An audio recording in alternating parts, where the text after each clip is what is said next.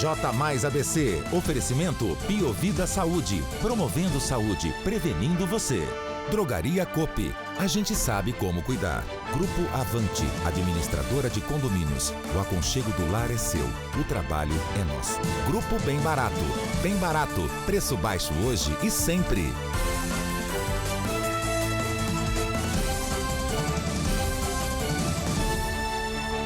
Prefeitura obtém aval do presidente do Supremo Tribunal Federal, ministro Dias Toffoli, para a reforma da Previdência em São Bernardo. Polícias detêm mais de 1.500 pessoas no Carnaval em São Paulo. Desde a madrugada de sexta-feira, mais de 1 tonelada de drogas foi apreendida. E hoje, na nossa sala de entrevistas, vamos receber Everson Dotto, que é vice-presidente financeiro e administrativo da Acisa. O J mais ABC começa agora.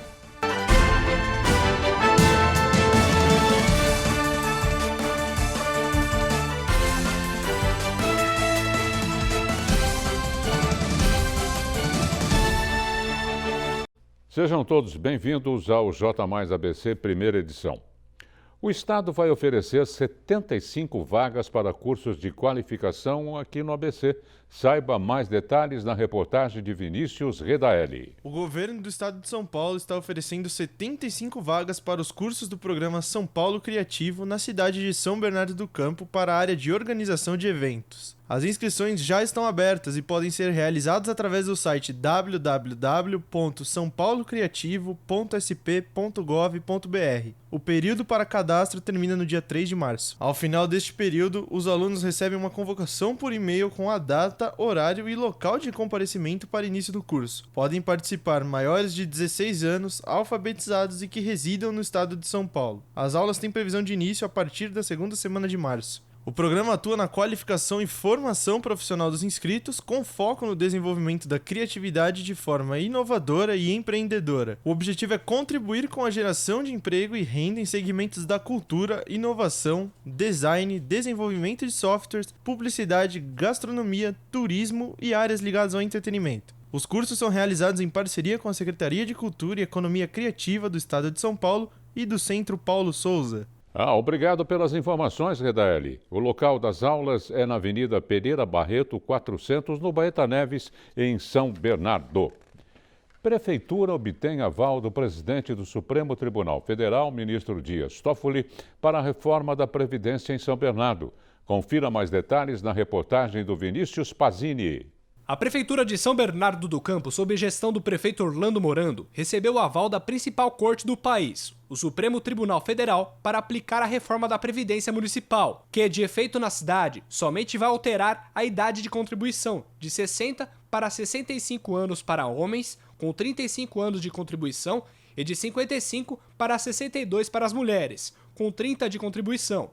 Os recolhimentos continuam os mesmos, de 11% para cada servidor. Na decisão, o ministro considerou os argumentos apresentados pela Procuradoria-Geral do município, destacando que a prorrogação temporária para a aplicação da reforma iria provocar prejuízo aos cofres públicos. Para o prefeito de São Bernardo, Orlando Morando, o aval do STF comprova a seriedade da gestão com os compromissos do município. Desde que houve a decisão por parte do TJSP suspendendo a aplicação da reforma, a Prefeitura fez estudos para avaliar o impacto da decisão. O município informou ao STF que a reforma, com base em estudos, conseguiria obter uma economia entre 6 milhões a 20 milhões aos cofres públicos, o que se perderia caso mantida a liminar. E além disso, o texto original da reforma da Previdência do município passou por todos os trâmites legais da cidade, sendo inclusive aprovado por ampla maioria dos vereadores em sessão ocorrida em dezembro do ano passado. Após a confirmação do primeiro caso de uma pessoa infectada com o coronavírus no Brasil, o governo do estado decidiu criar um centro de contingência para evitar epidemia.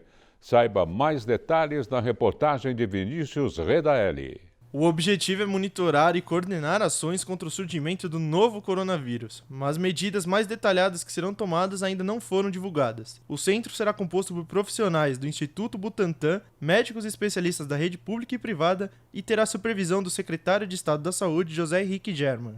O primeiro caso de coronavírus no Brasil foi diagnosticado na terça-feira em um paciente do Hospital Albert Einstein. O paciente é um homem de 61 anos que vive em São Paulo e tinha viajado para a Itália. O hospital fez o primeiro exame, que depois foi confirmado pelo Instituto Adolfo Lutz, laboratório de referência nacional para análise de amostras de casos suspeitos. O paciente está estável, isolado em sua casa. Há outros 11 casos de suspeitos na cidade. Ele chegou a São Paulo na sexta-feira, sem nenhum sintoma da doença, em um voo que saiu do aeroporto de Paris, depois de ter ficado na região da Lombardia, na Itália, onde os casos se concentram naquele país, entre os dias 9 e 20 de fevereiro. Ele teve uma reunião de família com cerca de 30 pessoas no almoço e domingo começou a sentir os sintomas logo depois. Foi para o hospital na segunda noite e diagnosticado na terça. Pessoas que estavam próximas dele no avião e com quem ele se encontrou estão sendo contactadas pelos agentes de saúde.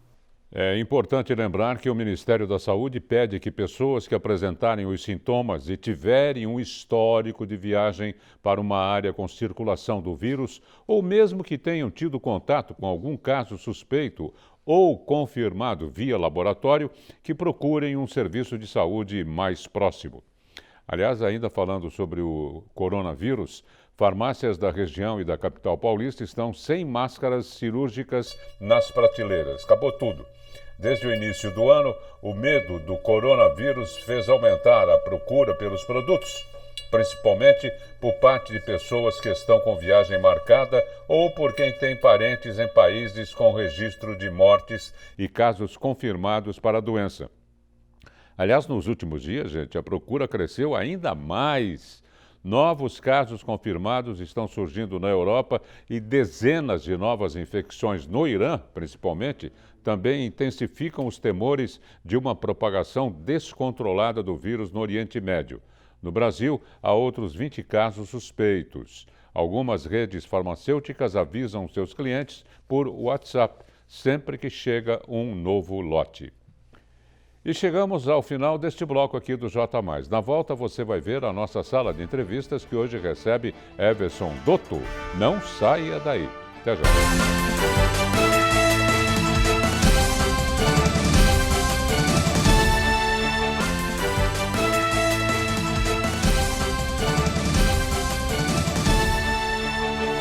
Pronto, já estamos de volta com o J+ ABC. Gente, o mercado financeiro reduz previsão de inflação para 2020 e vê alta menor do PIB. Será que vai acontecer tudo isso? Vamos conferir os detalhes na reportagem do Vinícius Pazini.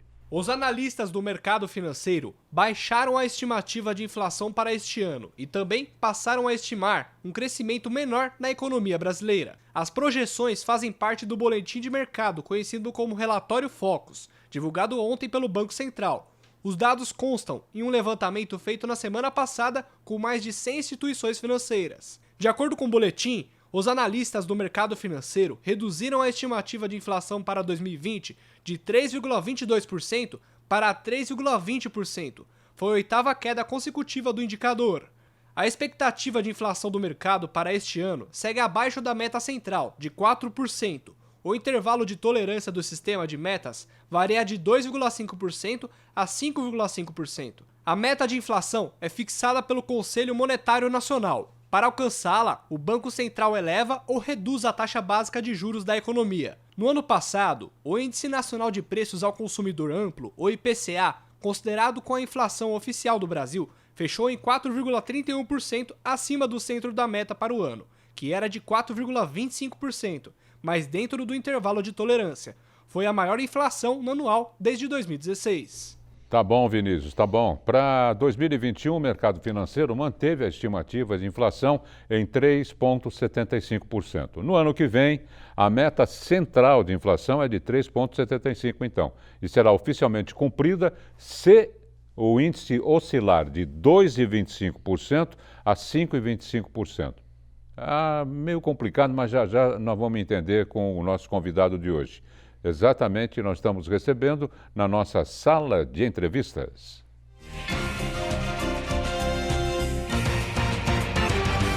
E quem está aqui é o Everson Dotto, vice-presidente financeiro e administrativo da Acisa. Everson, muito obrigado por ter vindo mais uma vez. Essa redução, primeiro, eu precisava entender o que está acontecendo no mercado financeiro.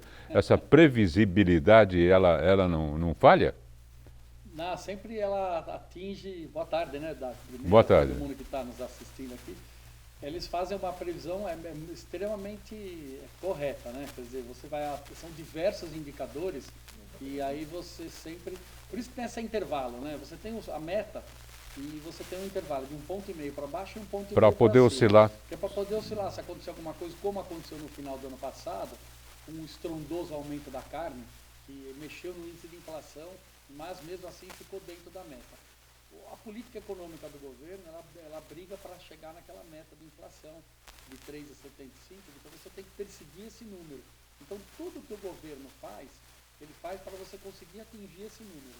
A política econômica, a política de juros, a política fiscal, tudo que ele faz... Ele sinaliza, então. Então ele é uma sinalização, porque se eu tiver que reajustar meu preço, mexer nas minhas coisas, os contratos que são analisados, as concessões públicas que tem reajuste baseado numa meta de inflação, índice de inflação, então você já vê que no ano que vem eu vou aumentar 3,7% mais ou menos no meu preço. Então você já sinaliza a inflação futura que vai ser. Então você consegue com isso, se ela no outro ano for para 3,5%, então ela vai caindo. Como ela está acontecendo? Ela estava muito alta e você sinalizou, ela foi caindo.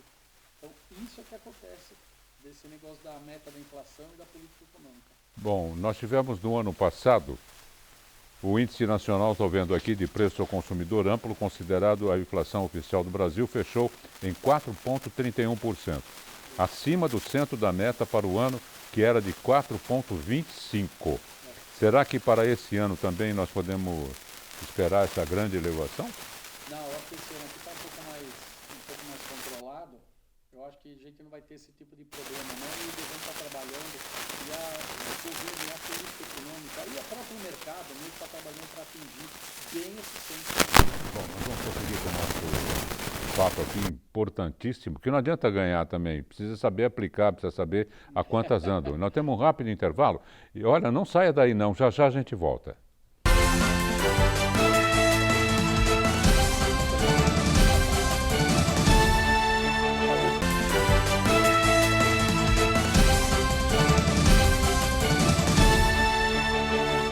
Pronto, já estamos de volta falando sobre economia, sobre previsibilidade financeira, não é? E para você que ligou o televisor agora, o Everson Dotto vai fazer um verdadeiro resumo, não é? Dessa suposta previsão que oscila entre X e Y.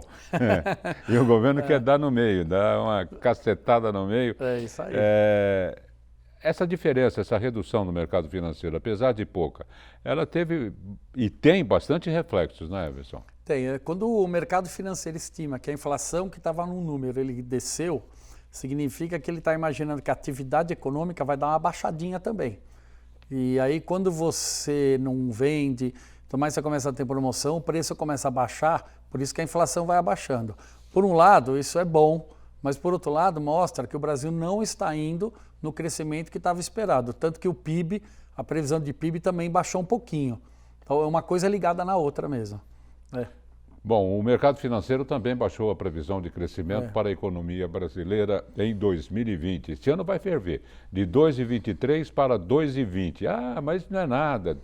Foi a segunda queda consecutiva do indicador. Você acha que isso realmente pode ocorrer ou vai ultrapassar essa previsão? Porque não pode nem ultrapassar e nem ficar para baixo, que prejudica, né? Não. Quando o governo define a política econômica de uma meta de inflação, ele tem que perseguir e acertar na mosca. Se ele apertar e ficar muito baixa a inflação, o Brasil não foi bem. E se ficar muito alta, também não foi.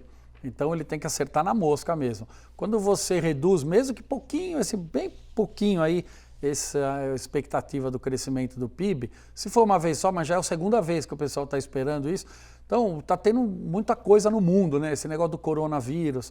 Então as pessoas, não aqui dentro do Brasil, porque ainda não chegou, mas em outros países, eles não estão saindo, a atividade econômica baixou um pouquinho, e como o Brasil exporta bastante, então isso daí acaba afetando. Por isso essa mudança aí, desse mínimo aí que foi, de 2,23 para 2,20, mas mesmo assim a expectativa é de crescimento. Você vai falar 2,20, é mais do que o dobro do que cresceu o ano passado, que foi quase 1.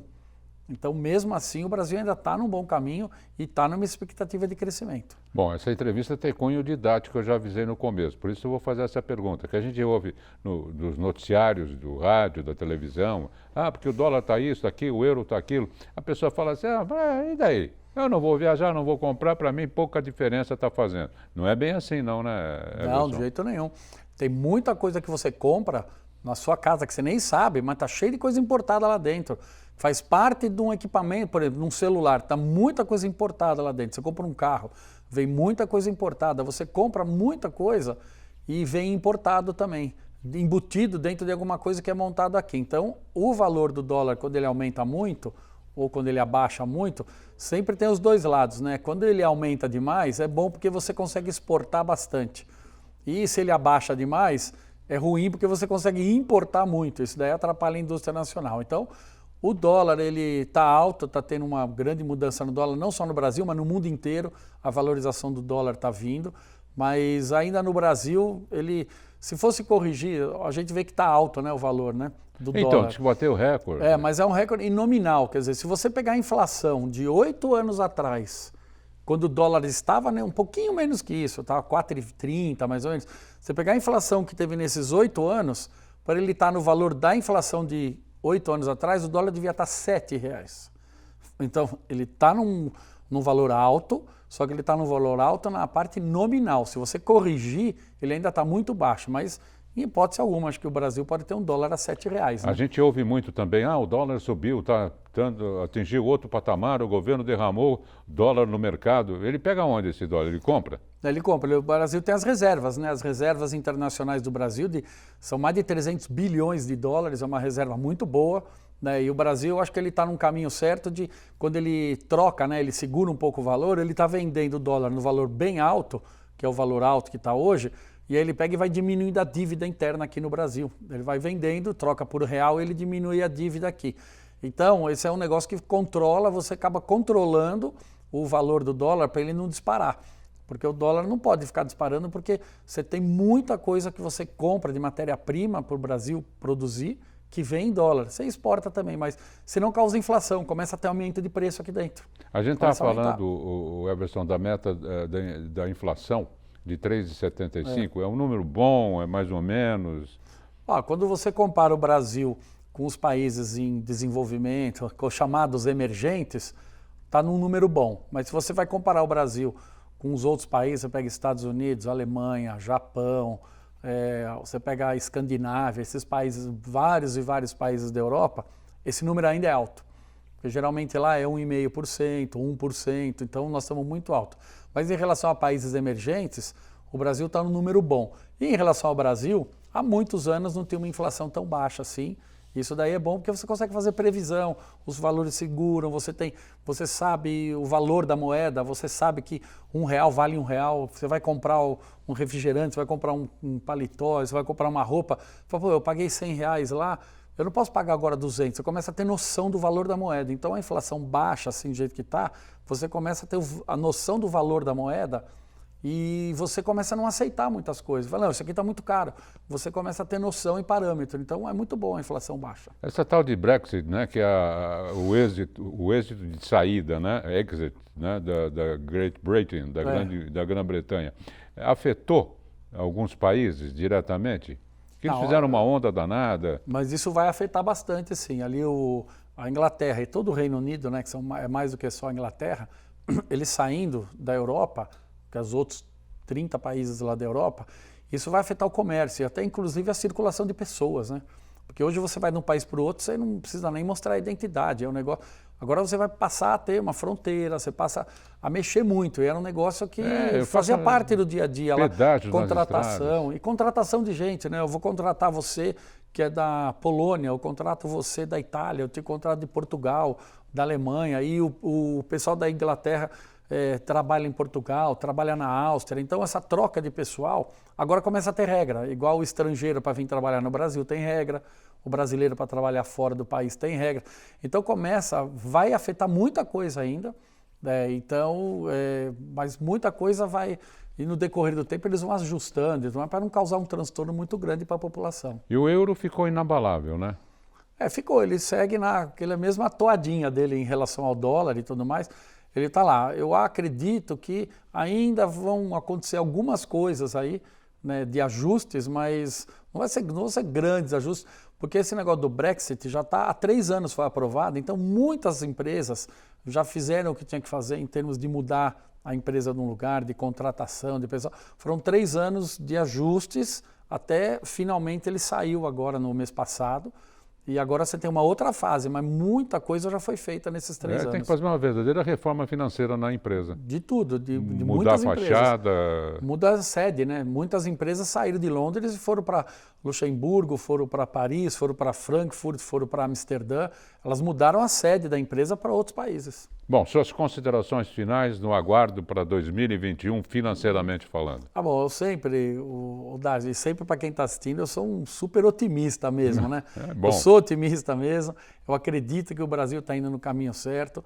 Esse crescimento, por mais que tenha essa pequena oscilação, mesmo assim é mais do que o dobro do que tivemos o ano passado. Então, nós vamos crescer, o Brasil está indo num bom caminho. Estamos esperando agora as reformas, a tributária e a reforma administrativa. Aí o Brasil deslancha de vez mesmo para os próximos 8, 10 anos aí de crescimento contínuo. A gente vai falando 8 a 10 anos, por mim podia ser mais, mas você tem um bom caminho aí pela frente de crescimento no Brasil. Obrigado, Everson, mais uma vez pela sua presença. Eu que agradeço e a oportunidade de estar aqui com vocês. E o segundo bloco do J+, chega ao fim. A seguir, você confere a previsão do tempo para amanhã e muito mais. Portanto, não saia daí.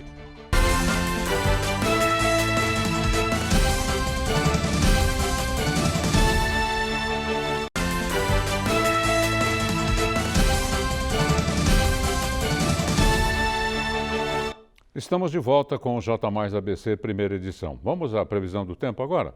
Confira como fica o clima para amanhã, sexta-feira. A previsão para amanhã, sexta-feira, será com a temperatura mais baixa. No Grande ABC, ficará com máxima de 21 graus e mínima de 17, com céu entre nuvens e com possibilidade de chover durante todo o dia. Já na capital paulista, a temperatura será praticamente a mesma. A máxima ficará com 21 e a mínima com 17, também com chance de chover e pode ter grandes tempestades no final da tarde. Já na região da Baixada Santista, a temperatura ficará um pouco mais elevada, com máxima de 24 graus e mínima de 22. O dia permanece totalmente nublado e pode chover a qualquer momento. Por fim, na cidade de Sorocaba, a máxima ficará com 26 graus e a mínima com 20, sem chance de chover e com sol entre nuvens no período da tarde. Vocês estão percebendo que a chuva continua, não para, a temperatura segue baixa. E com essas chuvas fica o nosso alerta para as enchentes, gente. Caso você perceba uma grande enchente, chovendo muito, água alta, não enfrente. Em caso de raios e trovoadas, claro, procure abrigo. A Polícia Militar prendeu na última terça-feira 3 criminosos acusados de terem sequestrado uma família na Avenida Industrial em Santo André. A apreensão do grupo foi feita por volta das 17h30 de ontem, na rua Giovanni Battista Pirelli, também em Santo André. Conforme aponta o boletim de ocorrência, policiais militares foram informados sobre um veículo envolvido em um sequestro no dia. Durante acompanhamento da ocorrência, o veículo perseguido colidiu contra outro carro. No interior do automóvel estava uma família composta por pai, mãe e 2 filhos, olhem só, sendo feita de refém por 2 criminosos. A Polícia Militar apurou que o carro era das vítimas e que elas estavam sendo agredidas, ameaçadas e feitas de reféns pelos criminosos. No interior do veículo foi encontrado ainda uma faca e um soco inglês. Em outro carro estavam outros 2 criminosos, sendo um deles menor de idade. A família reconheceu os suspeitos que foram detidos em flagrante. E as forças policiais registraram mais de 1.500 pessoas detidas durante a folia de carnaval. Além disso, os policiais ainda apreenderam mais de 1 tonelada de drogas. Saiba mais na reportagem de Vinícius Redaelli. A Operação Carnaval Mais Seguro levou às ruas mais de 24 mil policiais militares em todo o estado para garantir a segurança da população durante o feriado de carnaval. Desde sexta-feira até esta quarta, 188 mil pessoas foram abordadas nas ações das polícias militar e civil. Deste total, 1.506 foram detidas durante as ações. As atividades policiais no período resultaram na apreensão de 145 celulares e recuperação de 67 aparelhos roubados ou furtados. Também foram recuperados 330 veículos e apreendidas mais de 1 tonelada de drogas e 103 armas de fogo ilegais. Para garantir a segurança no trânsito, as equipes também fiscalizaram mais de 127 mil veículos. Os condutores foram submetidos ao teste do etilômetro e, ao todo, 5.490 foram autuados por dirigir sob influência de álcool ou substâncias psicoativas. Também foram realizados 3.810 resgates e 974 salvamentos pelas equipes do Corpo de Bombeiros. Além disto, foram atendidas 550 ocorrências de incêndio nesse período em todo o estado. E vale lembrar que as equipes continuarão com o patrulhamento reforçado, garantindo a segurança da população no período pós-carnaval, até o próximo final de semana. E antes de encerrarmos o J Mais ABC, uma última notícia. Como de costume, tem uma enquete para você, amigo telespectador. É para você votar no nosso Facebook. A pergunta é a seguinte: você concorda com o presidente da Câmara, o Rodrigo Maia, em regulamentar a mídia no Brasil? Entre no nosso Facebook, que é TV Mais ABC, e vote por gentileza. A sua opinião faz toda a diferença. E assim encerramos o J Mais ABC primeira edição. As nossas reportagens e toda a grade diária de programação estão disponíveis no Facebook TV Mais ABC e também no YouTube, que é TV Mais ABC Oficial. A segunda edição do J Mais vai ao ar às 18 horas com o Leandro Marques. Obrigado pela sua audiência e queiram aceitar os nossos respeitos.